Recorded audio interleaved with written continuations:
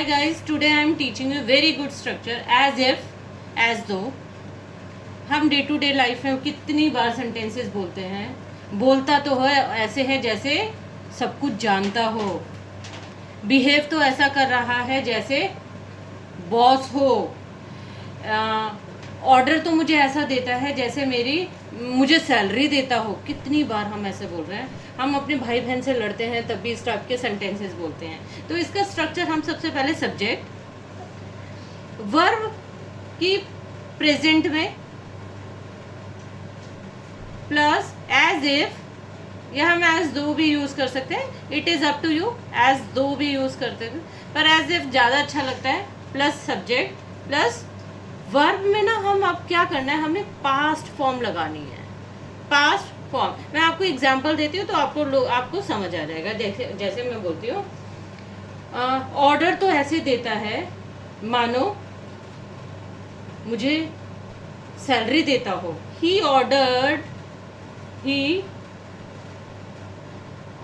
Me as if. अब दूसरा sentence मुझे किस में बनाना है, पास्ट में.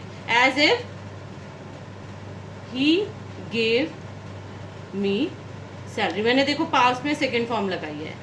एक और सुनो, ठीक है. बोलता तो ऐसे है जैसे सब कुछ जानता हो. ही स्पीक्स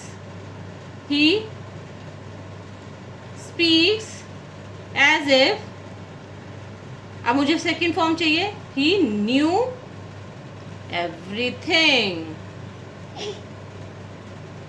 एक और सुनो, कितनी बार बोलते हैं. बिहेव तो ऐसे करता है जैसे राजा हो.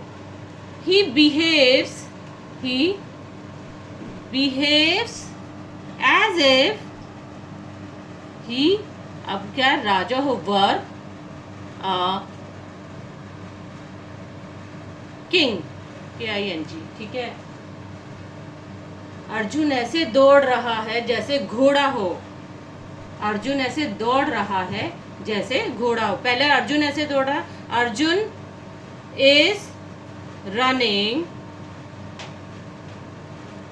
एज इफ, जैसे घोड़ा हो. ही वर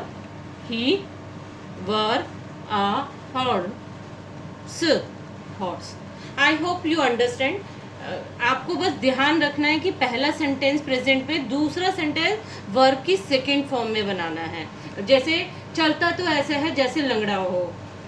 खाता तो ऐसे है जैसे कुछ भी नहीं जानता हो. Thank you. Have a nice day.